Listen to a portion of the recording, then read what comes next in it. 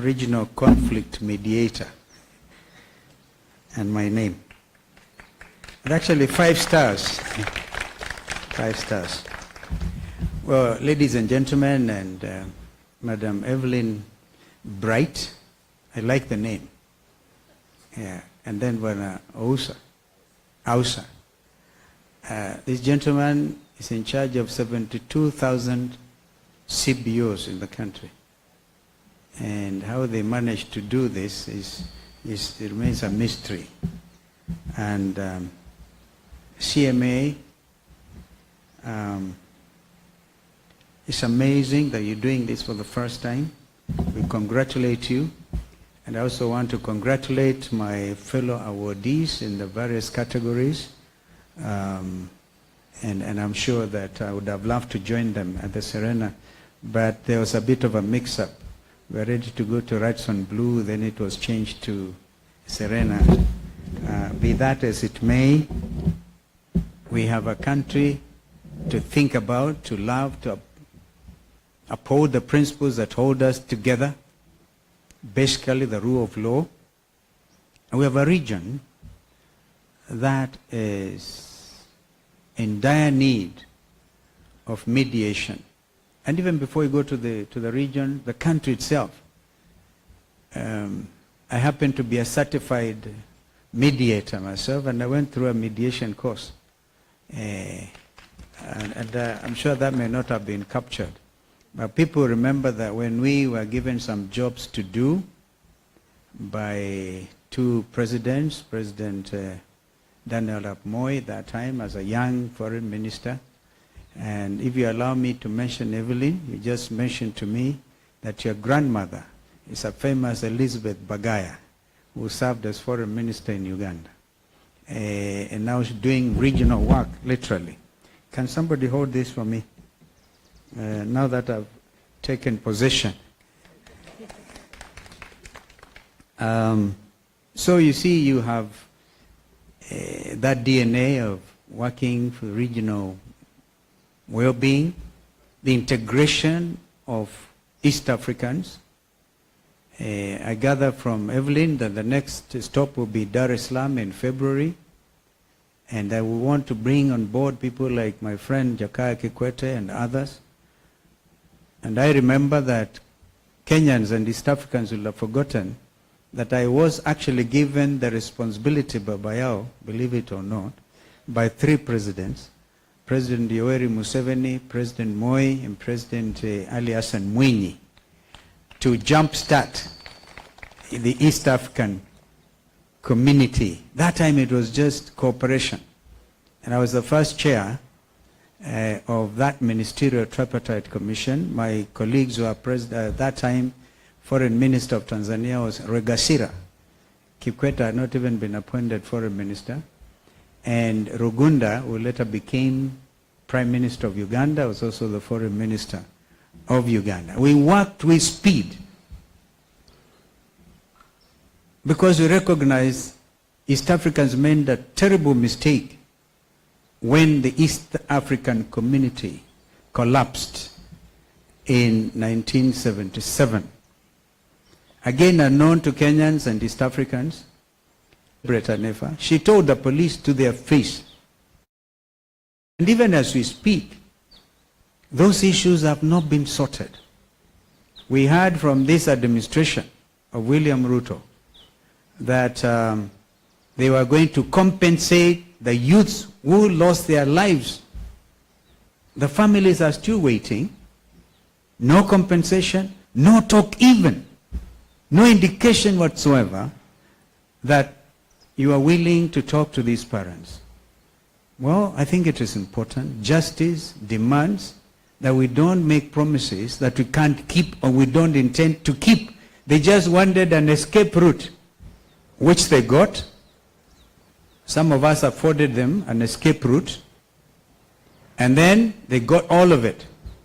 And in fact, some of us who belong to the Azumio family are benefiting from the blood and the sweat of the many Kenyans who came to the streets, and the whole world stood still and took notice of the Gen Z revolt and movement. In the book of Ephesians, where the Bible tells us, lieth in you, live peaceably with all men. Leaders, we will be there looking for votes and calling each other names. But remember, we have a country. We are all, at the end of the day, Kenyans, East Africans, and members of the world community. Therefore, the example of the Gen Z and the millennials. By the way, they are the ones who came out in Botswana hardly 2 weeks ago. The Gen Zs and the millennials came out. So, I think it's within the mediation spirit to ask this administration to give ideas to these young Kenyans, because they want to come and teach some people a lesson of their lives. Like they did in Botswana, where the ruling party that time, and President who did one term, and if you look at what happened in Botswana, you can almost see exactly what has happened in Kenya. The president who was driven out by the Gen Zs and the millennials was torturing his predecessor Ian Khan, I think that's the name. Yeah. And in fact, that president escaped. Former president went to South Africa on exile. And then you preach hatred. Again, remember the biblical principle. You kill by the sword, you die by the sword. So there's so much. When God gives us bread, let us live peaceably with each other. Don't punish your opponents. You know, now, there are business people in this country who cannot dare to be identified with the opposition because they know the KRA people will be on their case tomorrow. Yani watu wanaishi kwa woga. So we must say no to fear. In a democracy, you cannot have that principle of fear and call yourself a democratic state. Therefore, the Gen Z said, whether we die, they were almost like Paul, who wrote and said, for me to live is Christ, and to die is gain. They said to die is gain. So we have to redeem this land. So that blood cannot have been shed in vain. In 2023, at these grounds, after the demonstrations, the churches in Nairobi could not even allow us to hold some requiem mass for the almost 70 young people who died. So we had to put a tent here. You may remember media colleagues that we were putting wreaths here. Former President Uhuru was here, Raila was here, I was here, and other leaders. We couldn't even be allowed to bury those young people decently. And we ferried them to Siaya, to Makueni. We ferried them. And then a repeat of 2024, this time led by the Gen Zs. So there's time now, there's need for us to talk mediation and ability to live together as Kenyans. Though we will disagree, as indeed we ought to in a democracy, but let us remember that what is it that is the nexus holding us together? Our Constitution 2010, bequeathed to us by President Kibaki. At least hold that. Let's hold to that constitutionalism, that sense of constitutionalism and the rule of law. And when we say tumeumizana, people should be to say sorry literally and do something about it. We will on Friday here be addressing a very critical issue because our research team is on it. So media, don't be tired. We want to talk about this vaccination of 22 million cows. Mutashangaa kabisa the reason behind it.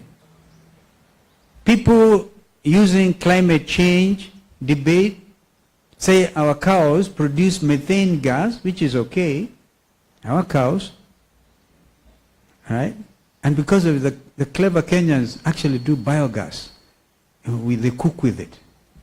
Now they want to vaccinate our cows in order to stop producing. Yeah, can you imagine?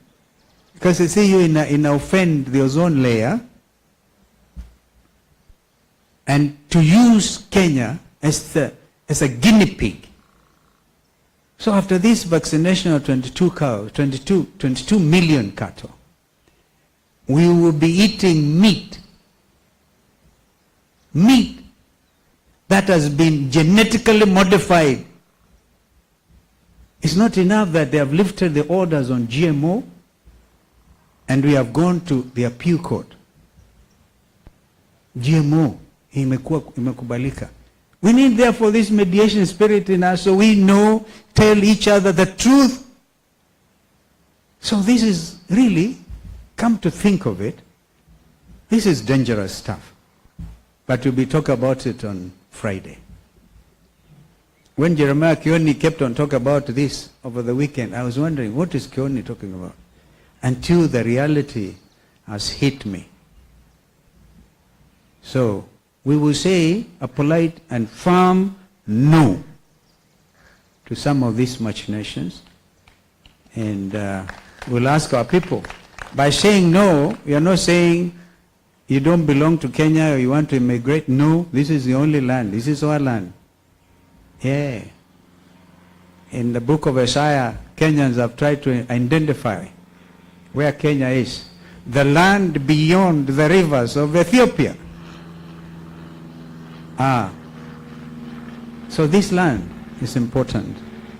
Kwa hivyo mimi nawashukuru sana.